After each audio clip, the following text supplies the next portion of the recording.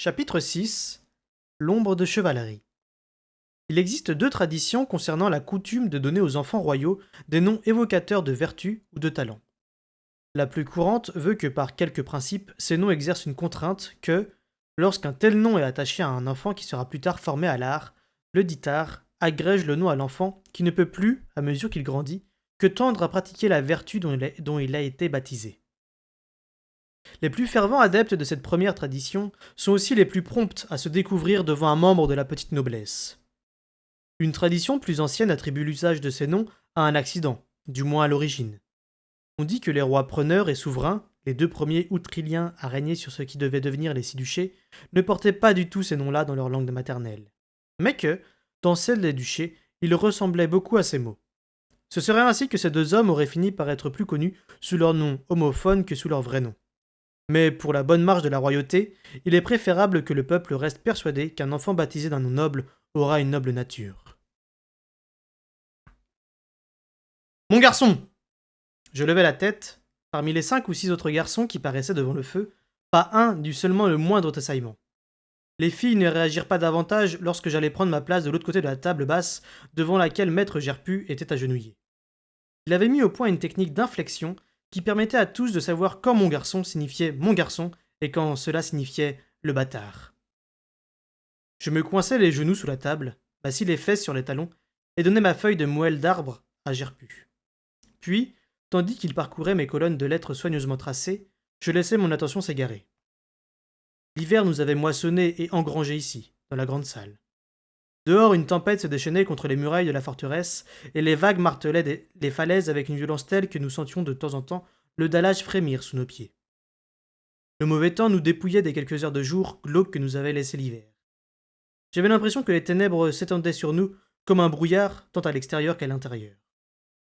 Les yeux inondés de pénombre, je me sentais somnolent sans être fatigué.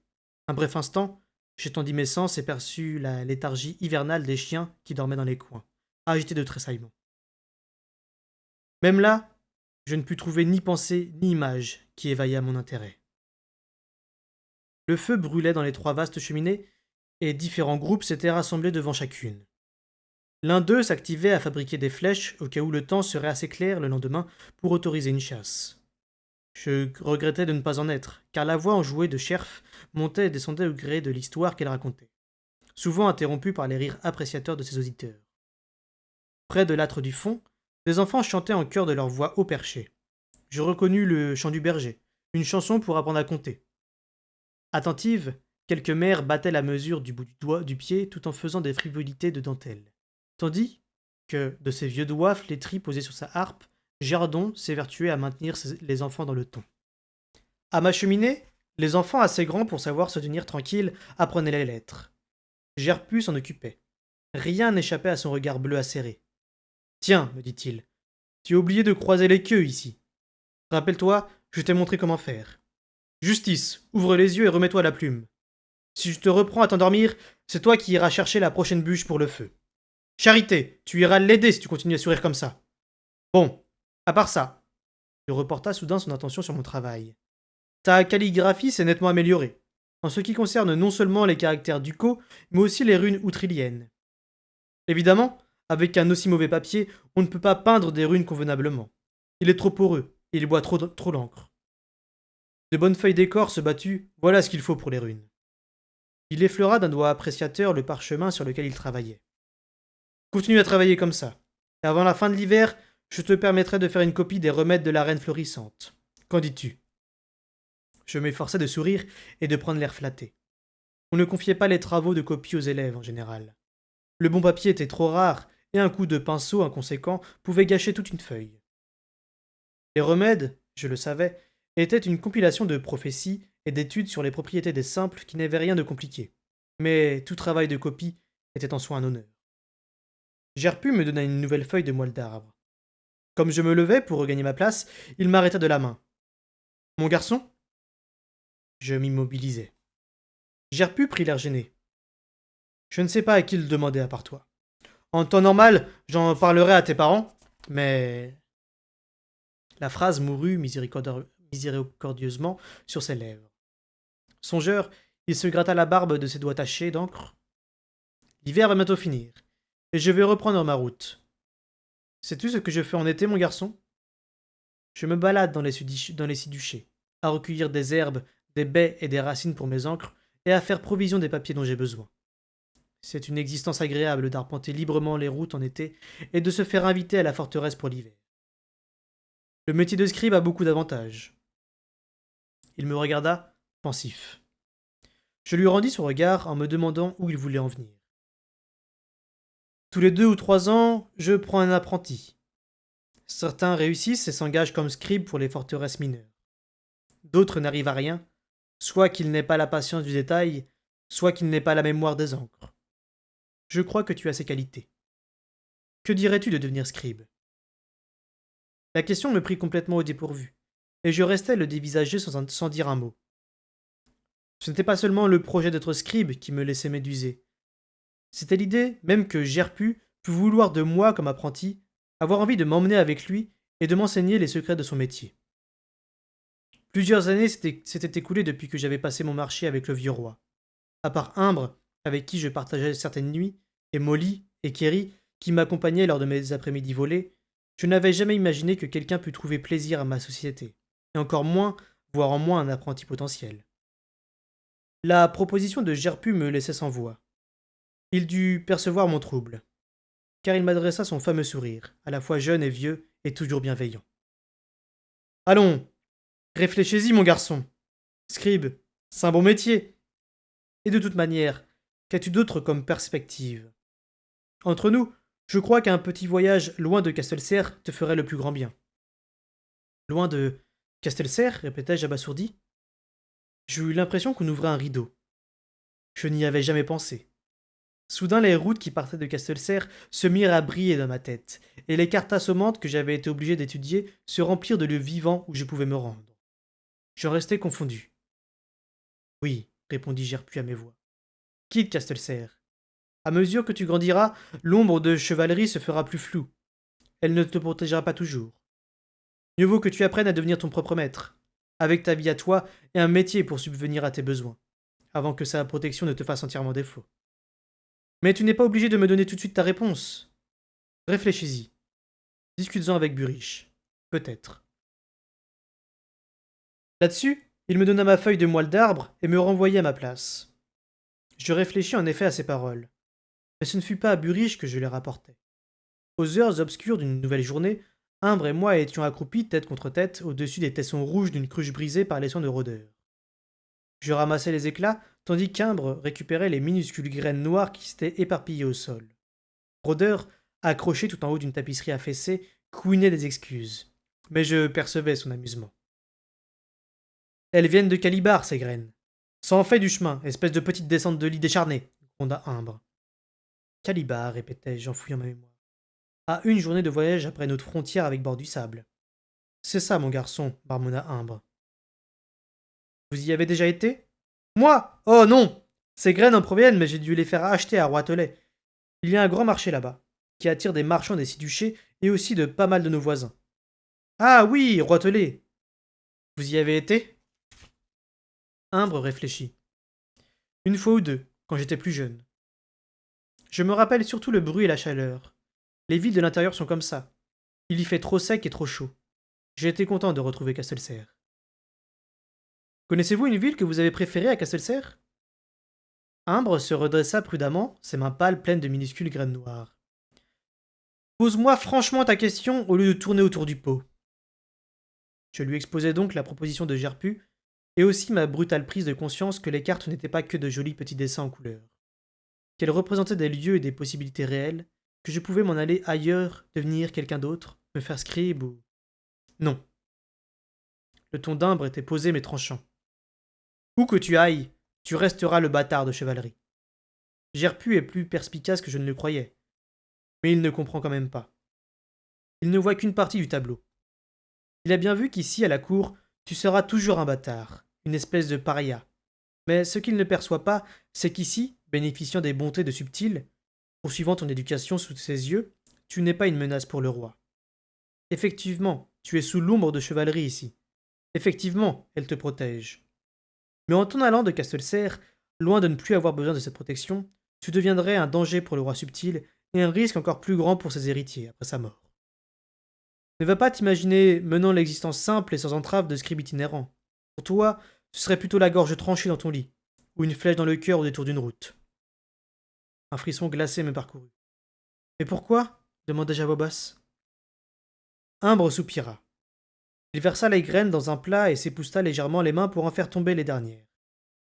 Parce que tu es un bâtard royal et l'otage de ta propre lignée. Pour le moment, comme je te le disais, tu ne représentes aucune menace pour Subtil. Tu es trop jeune et par ailleurs, il a fait en sorte de toujours pouvoir garder un œil sur toi. Mais il réfléchit à long terme, et tu devrais en faire autant. Nous vivons une époque troublée. Les raids des Outriliens sont de plus en plus audacieux. Les gens de la côte commencent à grommeler en disant qu'il nous faut davantage de navires de patrouille, voire, selon certains, des navires de guerre pour exercer des représailles. Mais les duchés de l'intérieur ne veulent pas mettre la main à la bourse, surtout pour des bateaux de combat qui risqueraient de nous précipiter dans une guerre générale. Ils accusent le roi de ne s'intéresser qu'à la côte, sans se préoccuper de leur agriculture. Les montagnards accordent de plus en plus chichement le droit d'emprunter leur col. Les taxes sur les marchandises s'envolent tous les mois un peu plus. Du coup, les négociants maugrent et murmurent entre eux. Au sud, à bord du sable et plus loin, c'est la chasseresse, et les temps sont durs. Là-bas, tout le monde se plaint ouvertement, comme si le roi et Vérité étaient responsables de leur situation. Tant qu'il s'agit de boire une chope, Vérité s'en tire très bien. Mais ce n'est pas le soldat ni le diplomate qui était chevalerie.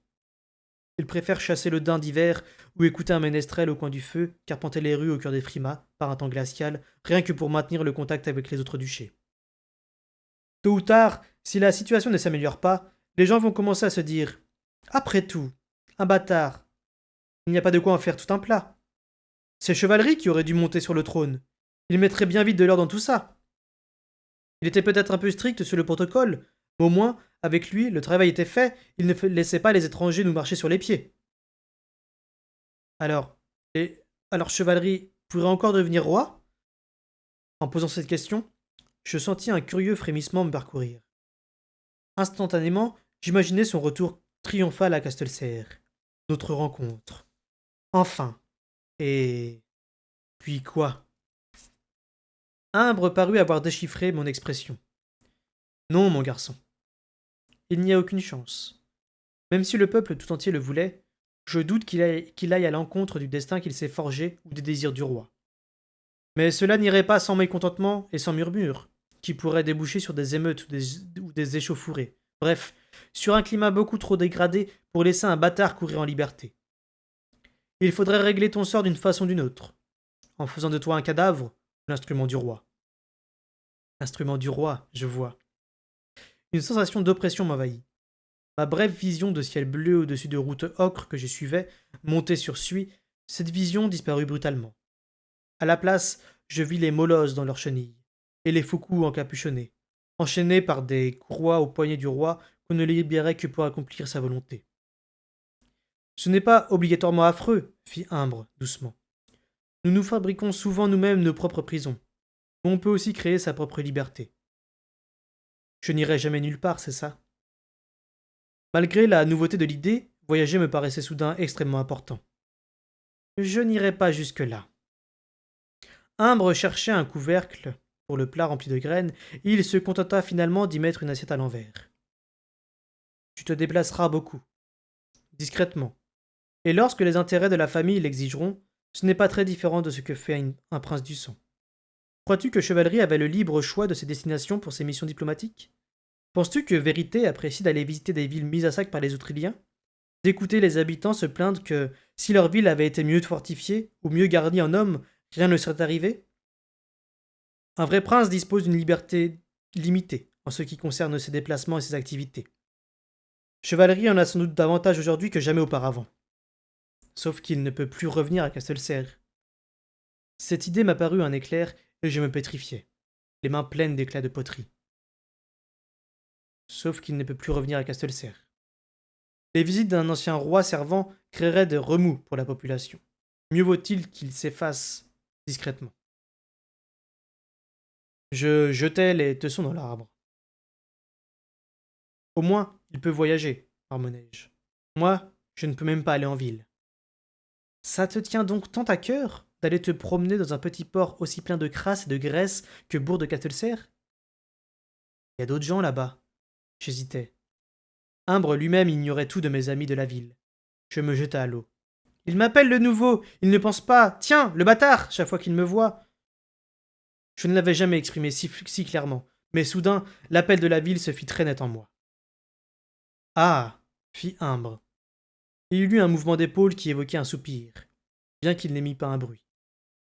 L'instant d'après, il m'expliquait comment on peut rendre un homme malade rien qu'en lui faisant manger de la rhubarbe et des épinards au cours du même repas, au point même de le tuer si les quantités étaient suffisantes, le tout sans qu'aucun poison n'apparaisse sur la table. Je lui demandai comment empêcher que les autres convives ne s'intoxiquent, et la conversation se poursuivit sur ce thème. Ce n'est que plus tard que ces paroles concernant chevalerie m'apparurent presque prophétiques. 2 jours après, j'eus la surprise d'apprendre que Gerpu avait requis mes services l'espace d'une journée. Mon étonnement grandit encore lorsqu'il me remit une liste de fournitures à chercher en ville et des pièces d'argent pour les payer. Plus de cuivre pour moi-même. Je retins mon souffle, certain que Burich ou l'un de mes maîtres allait opposer son veto. Mais on me dit au contraire de me dépêcher de me mettre en route. Je franchis donc les portes, un panier au bras, et la tête me tournant de cette subite liberté. En comptant les mois écoulés depuis ma dernière escapade, je m'aperçus avec un choc qu'elle remontait à plus d'1 an. Je résolus aussitôt de refaire connaissance avec la ville. Personne ne m'avait fixé d'heure de retour, et je ne doutais pas de pouvoir dérober 1 heure ou 2 sur mes emplettes sans que cela se sache. La diversité de la liste de Gerpu m'emmena par tout le bourg. J'ignorais quel usage un scribe pouvait avoir de cheveux de sirène séchés, ou d'un quart de boisseau de noix de forestier. Peut-être s'en servit-il pour fabriquer ses encres de couleur, me dis-je finalement. Et, constatant que je n'en trouvais pas dans les boutiques habituelles, je descendis au bazar du port, où il suffisait de posséder une couverture et quelque chose à vendre pour se déclarer marchand. Je mis assez vite la main sur l'algue et appris que c'était un ingrédient habituel de la soupe de poisson. Il me fallut plus longtemps pour les noix, car c'était un produit de l'intérieur, non de la mer. Il y avait moins d'étal pour ce genre d'article. Je les trouvais néanmoins, au milieu de paniers remplis de piquants de porc-épic, de perles de pois sculptés, de cônes d'avelinier et de tissus d'écorce martelés. La propriétaire était une vieille femme aux cheveux plus argentés que blancs, ou gris. Elle avait le nez fort et droit et les pommettes hautes et osseuses. Cet héritage racial m'était à la fois étranger et curieusement familier. Et un frisson me parcourut l'échine, lorsque je compris soudain qu'elle venait des montagnes. Képette, dit la femme de l'étal d'à côté, alors que j'achevais mes achats. Je lui jetai un coup d'œil, croyant qu'elle s'adressait à celle que je venais de payer. Mais c'était moi qu'elle regardait. Képette, répétait-elle d'un ton insistant, et je me demandais quel sens ce mot avait dans sa langue. Elle paraissait réclamer quelque chose, mais comme l'autre vendeuse, impassible, gardait les yeux fixés sur la rue, je haussai les épaules en guise d'excuse et me détournai en déposant les noix dans mon panier. Je n'avais pas fait 10 pas que je l'entendis hurler. Képette à nouveau. Je me retournai et vis les 2 femmes en pleine bagarre. La plus vieille tenait les poignets de l'autre, qui se débattait à coups de pied et à coups de poing et de pied pour se libérer. Autour, les marchands s'étaient dressés les rinquets, et remballèrent le matériel pour le mettre à l'abri. Je me serais peut-être avancé pour mieux voir si un autre visage plus familier n'avait pas accroché à mon regard. Brise-pif m'exclamai-je. Elle se tourna face à moi, et l'espace d'un instant, je crus m'être trompé. Je ne l'avais pas vue depuis 1 an. Comment pouvait-on changer à ce point? Ses cheveux noirs, autrefois sagement tressés derrière ses oreilles, lui tombaient à présent en dessous des épaules. Et elle était vêtue non plus d'un pourpoint et des choses flottantes, mais d'un corsage et d'une jupe. Cette tenue d'adulte me laissa pantois. Je m'apprêtais à faire semblant d'avoir interpellé quelqu'un d'autre quand, m'arrêtant de ses yeux noirs, elle répéta d'un ton glacial. Brise-pif. Je ne me laissai pas abattre. Vous n'êtes pas Molly Brise-pif? Elle leva la main pour écarter une mèche de cheveux de sa joue. Je m'appelle Molly Chandelière. Je vis dans son regard que je lui rappelais quelque chose, mais c'est d'une voix froide qu'elle ajouta. Je ne suis pas sûre de vous connaître. Votre nom, monsieur? Troublé, je réagis sans réfléchir. Je tendis l'esprit vers elle, découvris son inquiétude et m'étonnai de ses craintes. Par la voix et la pensée, je m'efforçai de l'apaiser. Moi, c'est le nouveau, dis-je sans hésiter. Elle écarquilla les yeux, puis éclata de rire comme devant une excellente plaisanterie. La barrière qu'elle avait dressée entre nous disparut comme une bulle de savon, et soudain, je retrouvais la Molly d'autrefois. La même impression de fraternité chaleureuse qui m'évoquait irrésistiblement Fouineau. Toute gêne s'évanouit entre nous. Une foule se formait autour des deux femmes qui continuaient à se battre. Nous la laissâmes derrière nous pour remonter la rue pavée. Je fis compliment à Molly de sa jupe, et elle m'informa calmement qu'elle en portait depuis plusieurs mois, et qu'elle les préférait de beaucoup aux chausses. Celle-ci avait appartenu à sa mère. On ne trouvait plus aujourd'hui, lui avait-on dit, de laine aussi finement cardée, ni de teinture d'un rouge aussi vif. À son tour, elle admira mes vêtements, et je pris conscience tout d'un coup que mon aspect lui semblait peut-être aussi insolite que son apparence m'avait déconcerté. Je portais ma plus belle chemise, mes chausses avaient été nettoyées quelques jours plus tôt, et j'arborais des bottes de la qualité de celles des hommes d'armes, bien que Buriche ronchonna en voyant à quelle allure elle devenait trop petite pour moi. Elle s'enquit des raisons de ma présence, et je lui répondis que je faisais des courses pour le maître d'écriture de la forteresse. J'ajoutai qu'il avait besoin de 2 cierges en cire d'abeille, pure invention de ma part, mais qui me permettait de l'accompagner par les rues sinueuses. Elle bavardait et nos coudes se touchaient amicalement. Elle aussi portait un panier au bras.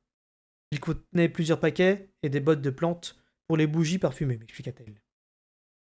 La cire d'abeille absorbait les odeurs beaucoup mieux que le suif, à son avis.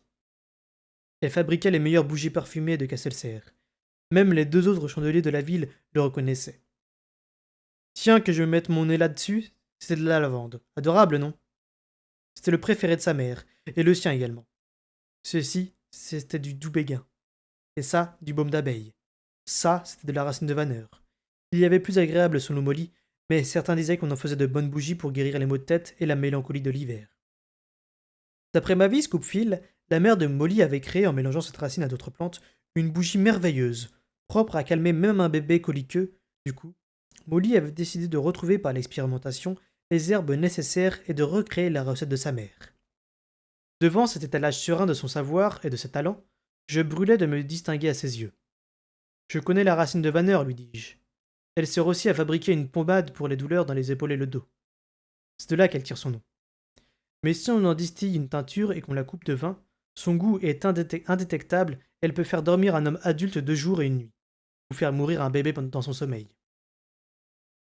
Pendant que je parlais, les yeux de Molly s'étaient écarquillés, et à mes derniers mots, une expression d'horreur envahit ses traits. Je me tus en sentant la tension de début renaître en nous. Comment sais-tu tout ça demanda-t-elle le souffle court.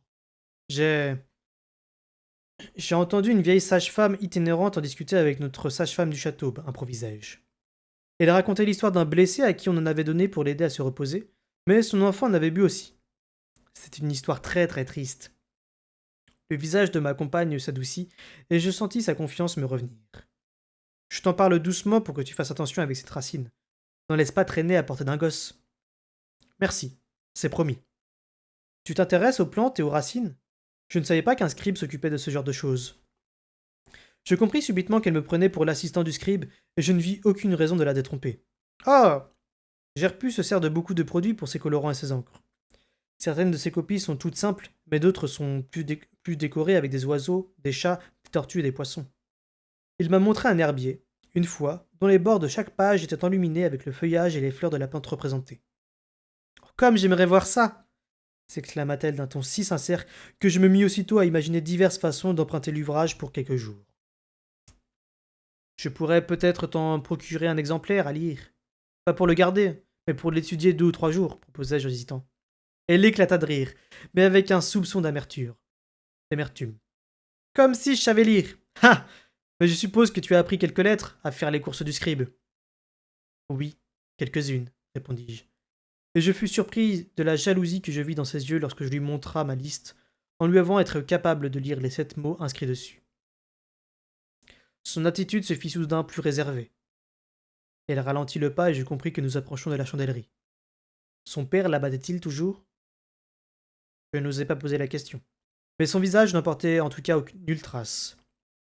Nous nous arrêtâmes à la porte du magasin. Elle dut subitement prendre une décision, car elle posa la main sur ma manche, prit son souffle et me demanda. Tu crois que tu pourrais me lire quelque chose? Même une partie seulement? Je peux essayer. Quand j'ai... Maintenant que je porte des jupes, mon père m'a donné les affaires de ma mère. Elle a été aide-chambrière auprès d'une dame du château quand j'étais petite, et elle a appris les lettres.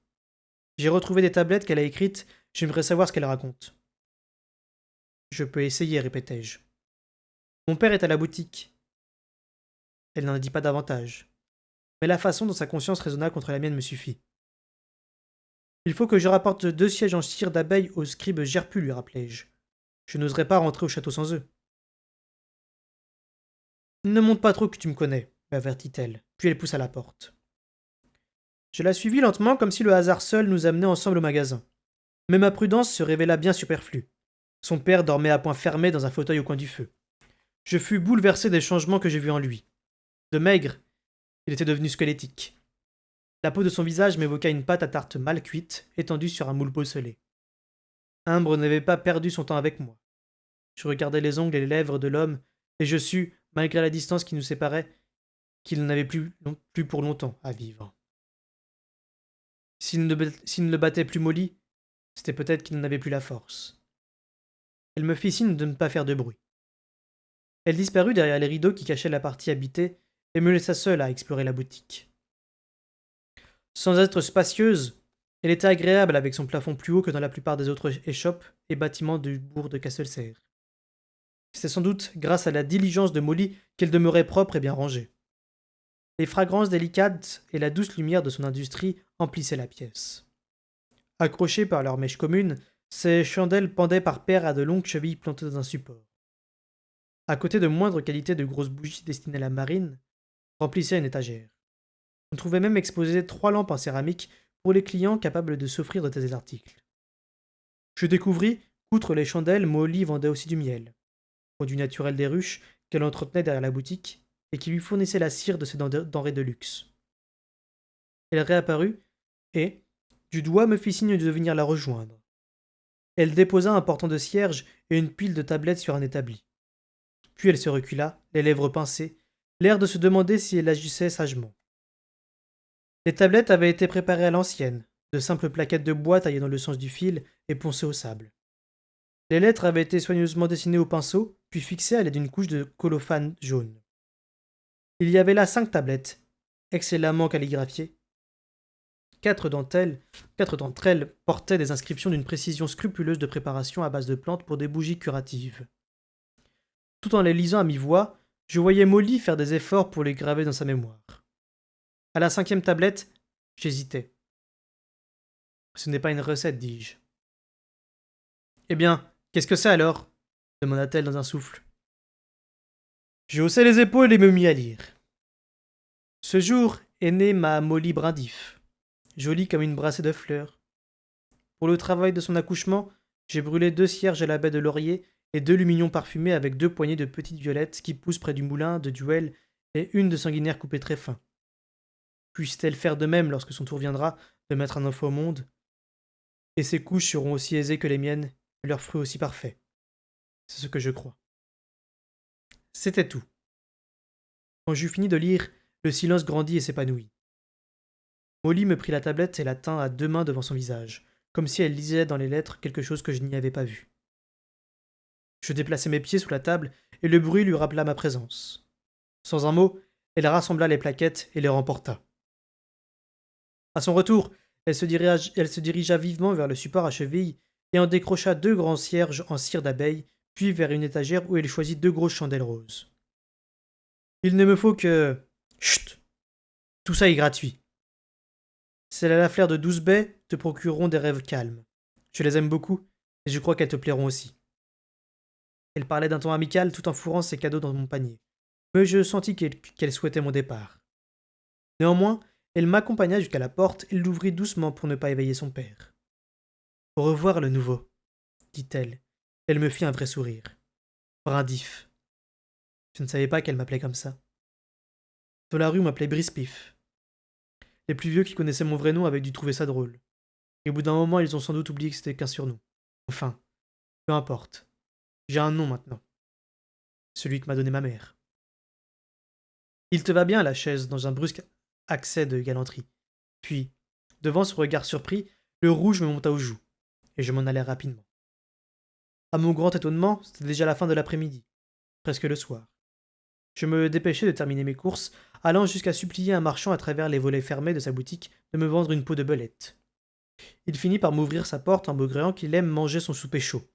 Mais je le remercie avec tant d'effusion qu'il de me croire un peu dérangé. Je remontais d'un pas vif la partie la plus pentue de la route qui menait à la forteresse quand j'entendis avec étonnement des bruits de sabots derrière moi. Les chevaux arrivaient du quartier des quais et leurs cavaliers ne les ménageaient pas. C'était ridicule. Personne n'utilisait de chevaux en ville, car les rues étaient trop escarpées et les pavés trop inégaux. En outre, le bourg s'étendait sur un territoire si réduit que s'y déplacer à cheval relevait plus de la vanité que du sens pratique. Ceci devait donc provenir des écuries du château.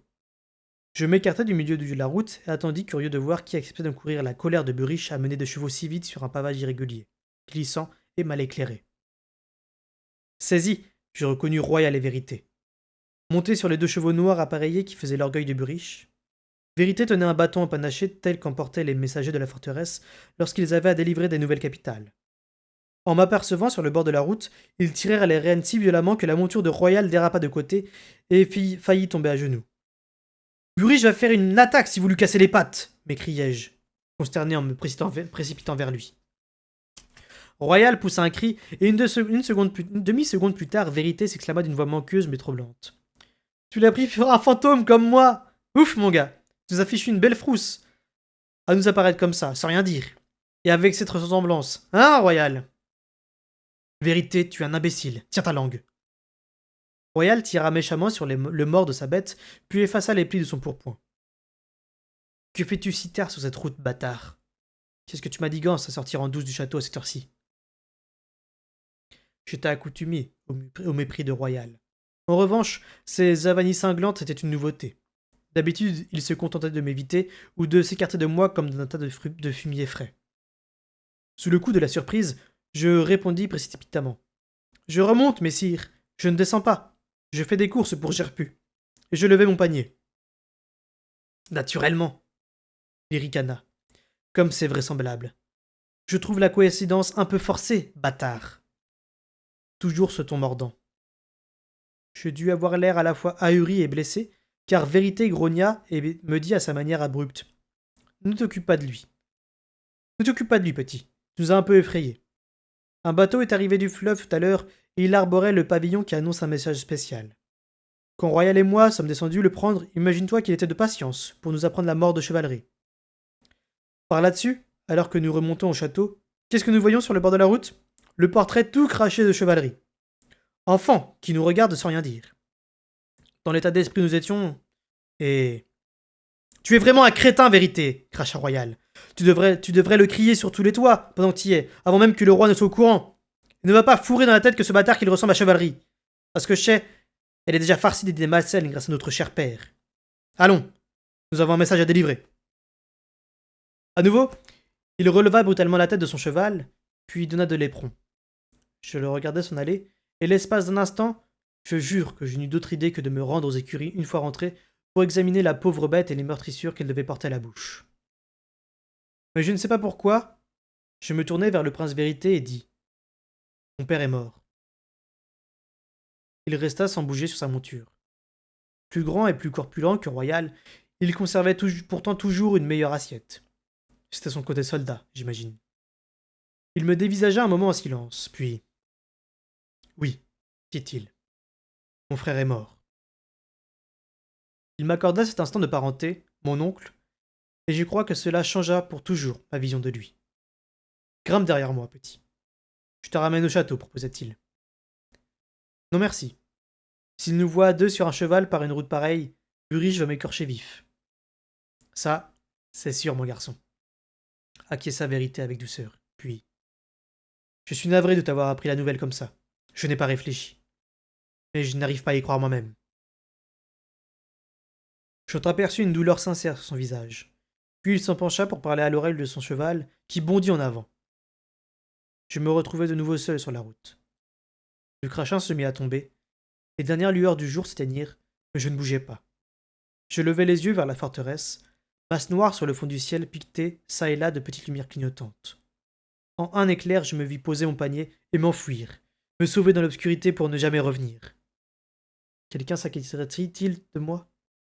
Mais au lieu de cela, je changeai mon panier de bras et entamai la longue et lente remontée jusqu'au château.